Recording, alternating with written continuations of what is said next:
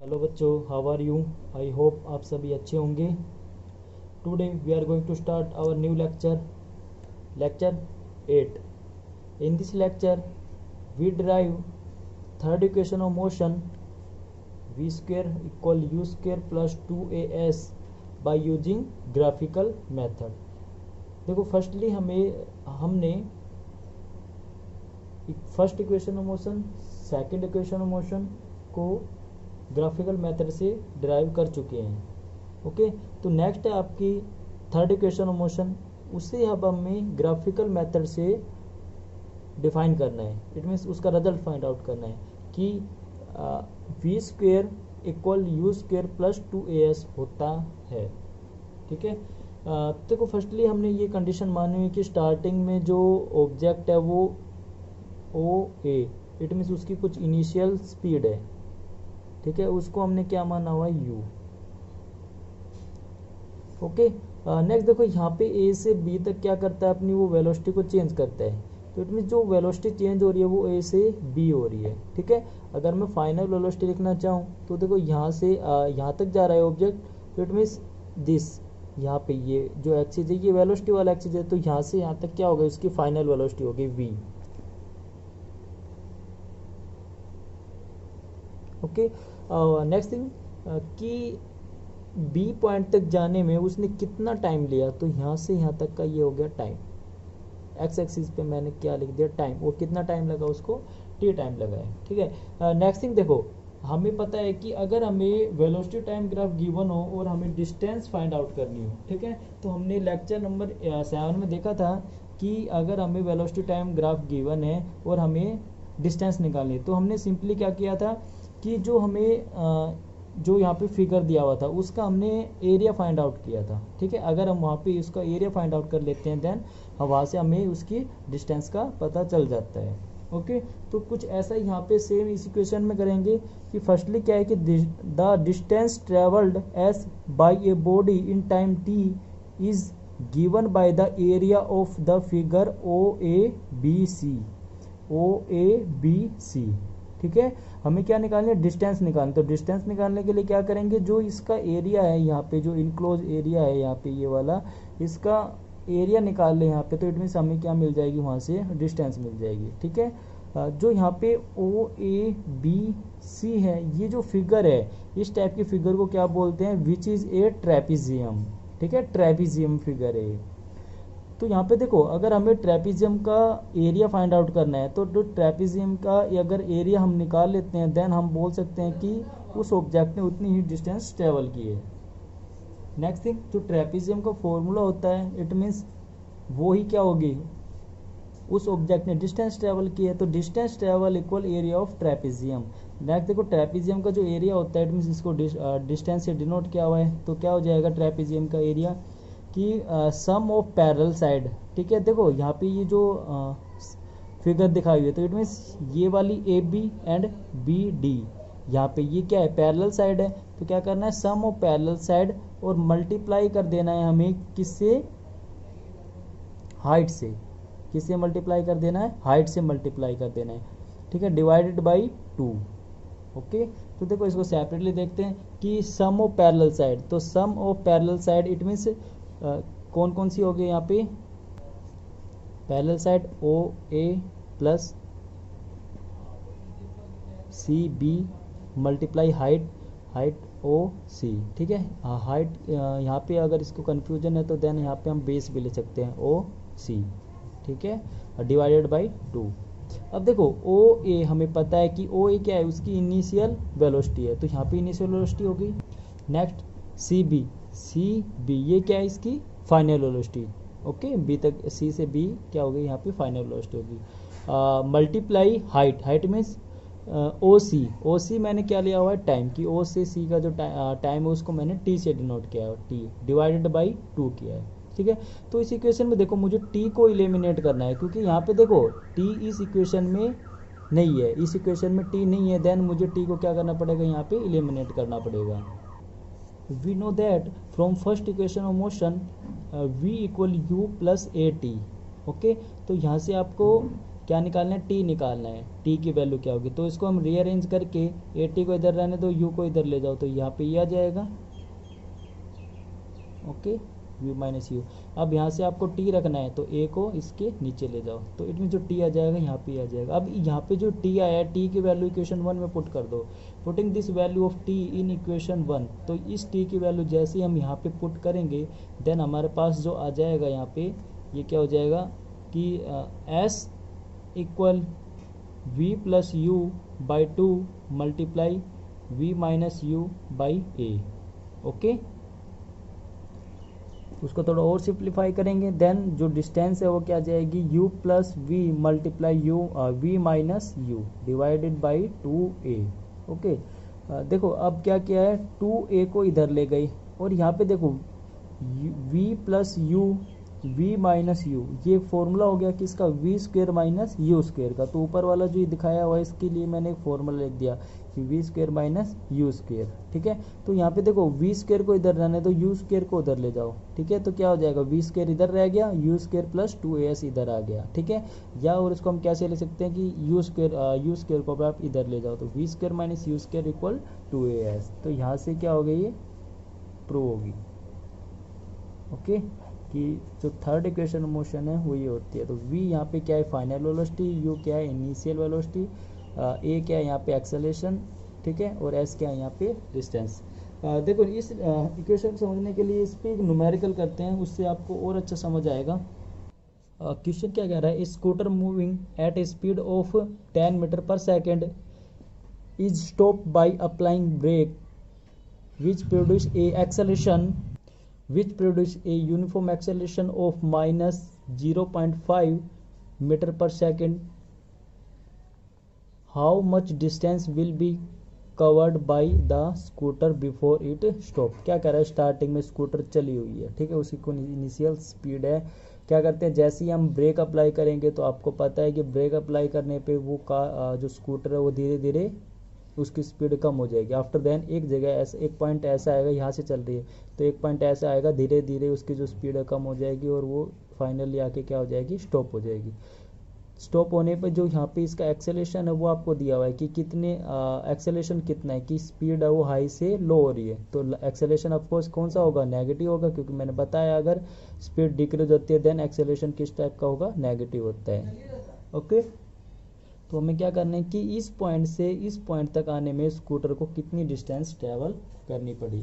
तो फर्स्टली देखो हमें इनिशियल स्पीड दी हुई है, initial speed 10 metre per second, ठीक है, इसको हम यू से डिनोट कर देंगे। नेक्स्ट फाइनल वेलोसिटी या स्पीड वो हम क्या हो जाएगी, उसकी 0 हो जाएगी। एक्सेलेरेशन कितना दिया हुआ है, 0.5 metre per second square. Finally हमें क्या निकालनी है, डिस्टेंस कवर्ड निकालनी है। तो देखो यहाँ पे हमें गिवन क्या क्या है, फर्स्टली हम वो देखते हैं। तो हमें इनिशियल स्पीड दी हुई है, फाइनल वेलोसिटी दी हुई है और एक्सेलेरेशन दिया हुआ है और हमें डिस्टेंस निकालनी है। तो आपके माइंड में एक बात आएगी कि जरूरी थोड़े ना हम वो इक्वेशन ऑफ मोशन लगाएं, कोई और भी लगा सकते हैं। तो देखो मैं यहाँ पे फर्स्टली तीनों इक्वेशन ऑफ मोशन लिख रहा हूँ।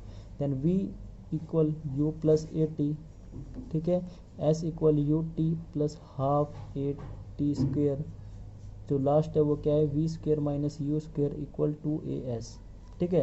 तो देखो मुझे क्या निकालना है, डिस्टेंस निकालना है। तो डिस्टेंस निकालने के लिए क्या, और मेरे पास गिवन क्वांटिटी क्या है, इनिशियल स्पीड दी हुई है, फाइनल दी हुई है और एक्सेलरेशन दिया हुआ है। तो देखो यहाँ पे इस वाले को तो हम लगा नहीं सकते क्वेश्चन को, क्योंकि इसमें टाइम है और यहाँ पे तो टाइम दिया हुआ नहीं है हमें। इस वाले को भी नहीं लगा सकते क्योंकि इसमें भी टाइम दिया हुआ है और यहाँ पे टाइम है नहीं। तो यहाँ पे ये वाली देखो, इनिशियल स्पीड भी दी हुई है, फाइनल स्पीड भी दिया हुआ है, एक्सेलेरेशन भी दिया हुआ है, ऑल क्वांटिटी गिवन है, ओनली क्या निकालना है आपको, एस निकालना है, ठीक है। तो यहाँ पे हम जो इक्वेशन ऑफ मोशन यूज करेंगे, okay, by applying third equation of motion v square minus u square equal to a s, ठीक है। तो यहाँ पे आपको ये वैल्यू पुट करनी है। तो फाइनल वेलोसिटी हमें गिवन है 0, ठीक है, माइनस इनिशियल वैल्यू क्या है यहाँ पे 10, ये क्या जाएगा 2 मल्टीप्लाई ए की वैल्यू क्या है माइनस 0.5 और ये क्या है मल्टीप्लाई एस। तो आपको डिस्टेंस निकालनी है, तो बाकी टर्म को इधर ले जाओ। तो जैसे इस टर्म को आप इधर लेके जाओगे देन ये हमारे पास क्या हो गया, माइनस 100 10 का स्क्वायर, और यहाँ पे इसको मल्टीप्लाई करेंगे तो -1 मल्टीप्लाई एस, ठीक है, तो माइनस से माइनस कैंसिल आउट, तो यहाँ पे 100 इक्वल एस, तो यहाँ पे जो डिस्टेंस आ गई उसकी वैल्यू कितनी आ गई 100 मीटर।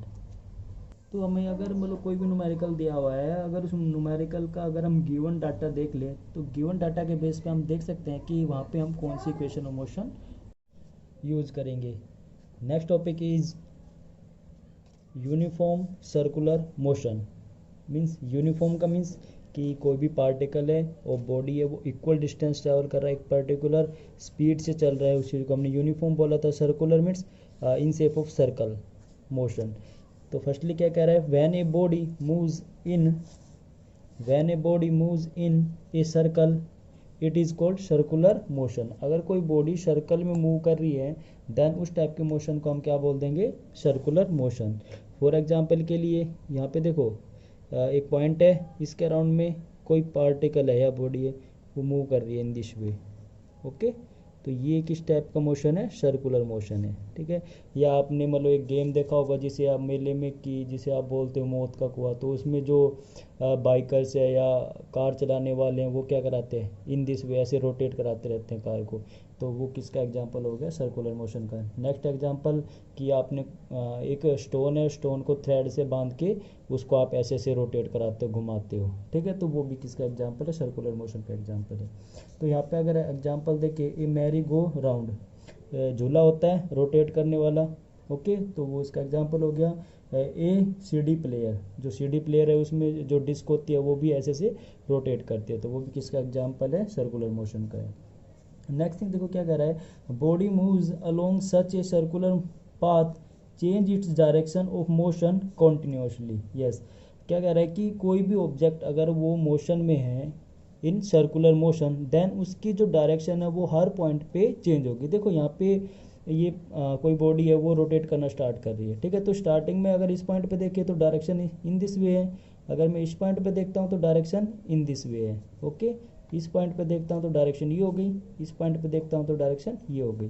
तो मतलब अगर हम किसी भी पॉइंट पे देखें तो हर पॉइंट पे डायरेक्शन क्या हो रही है, कॉन्टिन्यूसली लगातार चेंज हो रही है, ठीक है। तो हमें इससे पता चल गया कि इस पे कि सर्कुलर मोशन है देन हर पॉइंट पे बॉडी की डायरेक्शन चेंज होगी। नेक्स्ट थिंग देखो क्या कह रहा है कि velocity change due to continuous change in direction. Yes, तो हमने बताया था आपको लास्ट वेलोसिटी वाले लेक्चर में कि अगर बॉडी की स्पीड में चेंज आता है देन वेलोसिटी चेंज होती है। नेक्स्ट हमने बताया था कि अगर बॉडी की डायरेक्शन चेंज हो जाती है तब भी क्या होती है, वेलोसिटी में चेंज आ जाता है, ओके। तो ये वही चीज़ कह रहा है कि velocity change due to continuous change in direction, direction की वजह से वेलोसिटी क्या हो गई, चेंज हो गई। Therefore the motion along circular path is said to be accelerated, okay. तो इसी वजह से हम क्या बोलते हैं कि जो कोई भी बॉडी वो सर्कुलर मोशन कर रही है देन उसमें क्या होगा, ऑफ कोर्स एक्सेलरेशन होगा। वो एक्सेलरेशन क्यों होगा, क्योंकि हर पॉइंट पे बॉडी की जो डायरेक्शन है वो चेंज हो रही है। वेलोसिटी मींस स्पीड चेंज नहीं हो रही है, स्पीड वही है कि मान लेते हैं let us suppose 20 kilometre per hour है, तो 20 किलोमीटर पर आवर की स्पीड से ही वो रोटेट कर रही है, बट जो यहाँ पे चेंज आया है वेलोसिटी में वो किसकी वजह से है, डायरेक्शन की वजह से, तो ऑफकोर्स यहाँ पे क्या होगा, एक्सेलरेशन होगा, ओके। देखो इंपॉर्टेंट पॉइंट है, the motion in a circle with constant speed is an example of accelerated motion, okay. कि अगर आपसे कोई पूछ ले कि कोई एक ऐसा एग्जांपल बताओ जिसमें स्पीड कांस्टेंट हो तब भी मोशन एक्सेलरेटेड मोशन होता है, तो कौन सा आएगा, सर्कुलर मोशन, क्योंकि जो सर्कुलर मोशन में जो एक्सेलरेशन होता है वो ड्यू टू डायरेक्शन की वजह से होता है, ठीक है। नेक्स्ट क्या कह रहा है, the force which is needed to make an object travel in a circular path is called a centripetal force. देखो क्या कह रहा है कि देखो स्टार्टिंग में क्या है, जैसे हमारे पास एक बॉडी है वो ऐसे इन दिस वे रोटेट कर रही है, ओके। देखो कि मतलब एक क्या हो रहा है कि body in this way rotate कर रही है, तो एक फोर्स है जो क्या कर रहा है, उसको सेंटर की तरफ खींच रहा है।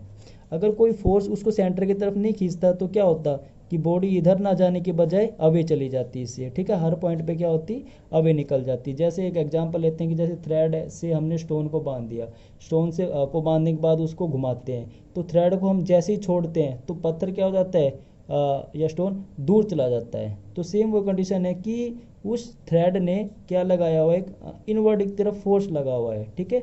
इनवर्ड जो सेंटर की तरफ जो फोर्स होता है, उस फोर्स को हम क्या बोल देते हैं, centripetal force. The force which is needed to make an object travel in a circular path, वो फोर्स जो किसी ऑब्जेक्ट को सर्कल में ट्रेवल कराता है, उस फोर्स को हम क्या बोल देते हैं, सेंट्रीपिटल फोर्स। या the force which is act towards centre, जो फोर्स सेंटर की तरफ लगे उस फोर्स को भी क्या बोल देंगे, सेंट्रीपिटल फोर्स। नेक्स्ट एक चीज़ और देखो कि अगर कोई बॉडी यहाँ से ऐसे इन दिस वे रोटेट करना स्टार्ट करती है, ओके, तो देखो इसने, अगर मैं बोलता हूँ कि इसने कितना पार्ट ट्रैवल किया, तो देखो यहाँ से स्टार्ट किया, इधर ऐसे घूमते हुए इधर गई है, तो इट मीन्स ये जो इसकी डिस्टेंस है, इट मीन्स क्या है, सर्कल की सरकमफ्रेंस ही है, और सरकमफ्रेंस क्या होती है सर्कल की, 2πr। ओके, तो डिस्टेंस अगर पूछे कितने ट्रैवल किया, देन सरकमफ्रेंस हो जाएगी 2πr। तो डिस्टेंस पता चल गया, और टाइम भी अगर हमें दे देन यहाँ से हम क्या निकाल सकते हैं, उसकी स्पीड निकाल सकते हैं। ओके, तो आपका यहाँ पे ये चैप्टर 8 मोशन वाला फिनिश हो गया है। ओके, अगर आपको इसमें कोई डाउट होता है देन आप मुझसे कॉल करके पूछ सकते हो। ओके, लेक्चर को यहीं पे स्टॉप करते हैं। Bye dear student.